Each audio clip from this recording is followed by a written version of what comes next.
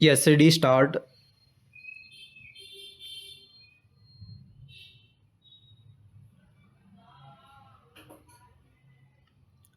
सभापति महोदय, किसानों की उपज की आप न अधिक कीमत दे सकते हैं, न अधिक उपजाने के लिए जो साधन देश में उपलब्ध हैं उनकी तरफ आपका ध्यान जा रहा है। जो कुछ आप कर रहे हैं उससे कोई अच्छा भविष्य नज़र नहीं आ रहा है। मैं यही कहना चाहता हूँ कि आप देखें कि आपके कार्यक्रम में कहाँ त्रुटि है, कहाँ कमी है। आपने कर लगा रखे हैं, आपने जो कर लगाए हैं वे तो लगाए ही हैं। हमारे प्रदेश में तो ज़मीन पर 25% ज़्यादा कर भी लगा दिया गया है।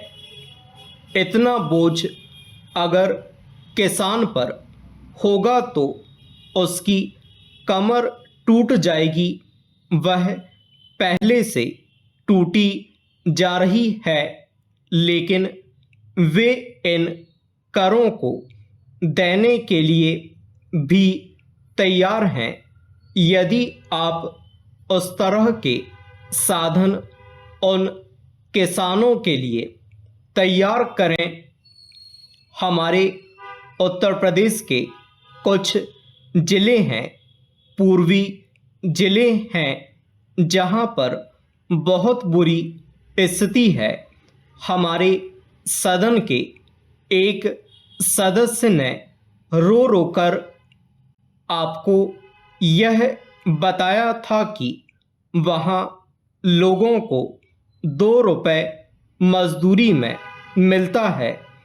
इतनी ही एक दिन की उनकी मजदूरी है। सरकार ने एक आयोग की नियुक्ति की थी ताकि वहाँ पर कुछ विकास के कार्य किए जाएं।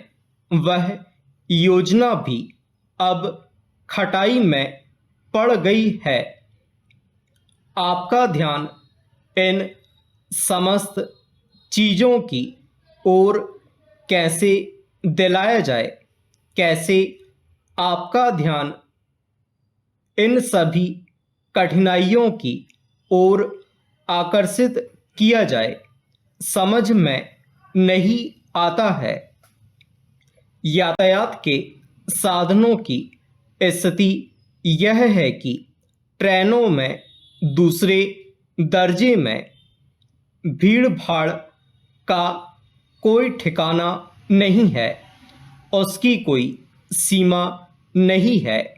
हर रोज़ ऐसा मालूम पड़ता है कि कोई मेला चल रहा है।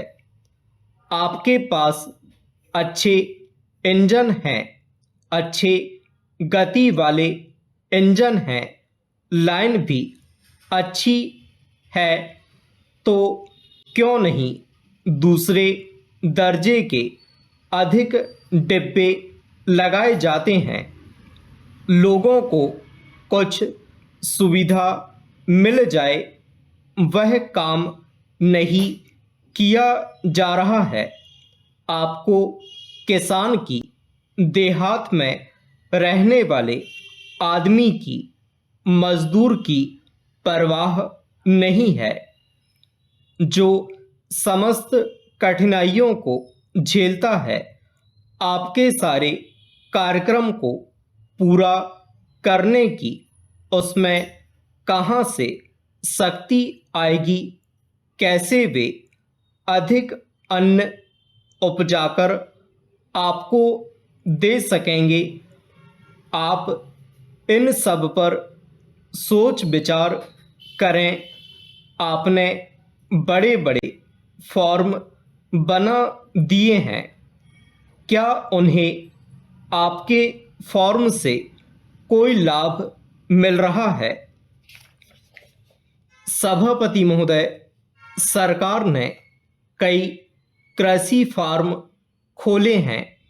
क्या ये फार्म घाटे में नहीं चल रहे हैं? अगर सारे खर्च जोड़ दिए जाएं, बड़े बड़े अधिकारियों के वेतन जोड़ दिए जाएं, तो पता चलेगा कि सारे ये कृषि फार्म घाटे में चल रहे हैं। क्या इसी तरह से आप सारे किसानों को घाटे पर खेती करने के लिए मजबूर करेंगे? जिस क्षेत्र से मैं आता हूँ, वहाँ एक पुल बना है। मैंने 10 वर्ष तक अपनी विधानसभा में इस पुल के लिए कोशिश की है। जिस दिन से मैं यहाँ आया हूँ, बराबर उसकी चर्चा करता आ रहा हूँ, बराबर कोशिश कर रहा हूँ। मैं कहता हूँ कि गंगा पर वह पुल बने। उस पुल को बनाने का आश्वासन भी मिला था। एक प्रश्न के लिखित उत्तर में यह जवाब दिया गया था। यह कहा गया था कि इसको हाथ में लिया जाएगा। अब मालूम हुआ है कि उस योजना को उठाकर ताक पर रख दिया गया है और यह पुल नहीं बनेगा।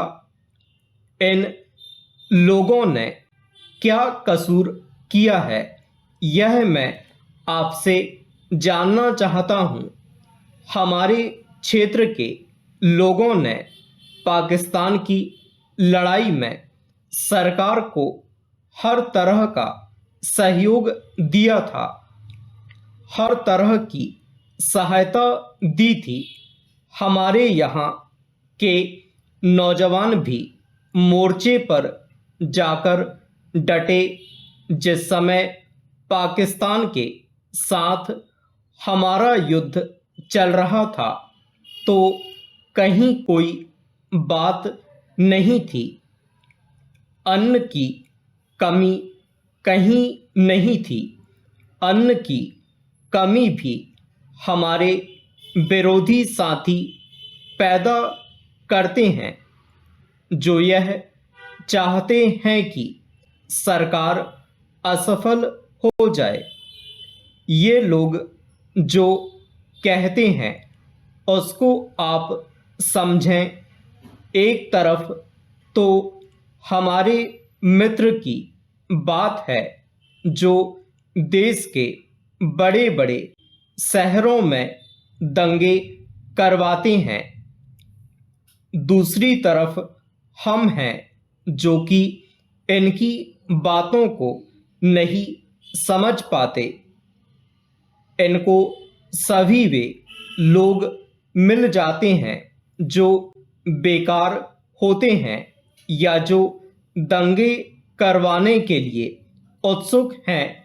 इसलिए सरकार का इन सारी चीज़ों की तरफ ध्यान जाना चाहिए और उसको सोचना चाहिए कि क्या तरीका इन सब से बचने का हो सकता है।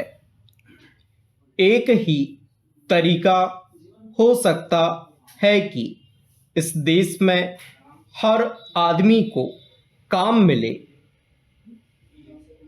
देहात में लोगों को करने के लिए काम मिले और खादी कमीशन की जो योजना है और जो कि एक अच्छी योजना है, वह ठीक तरह से चले।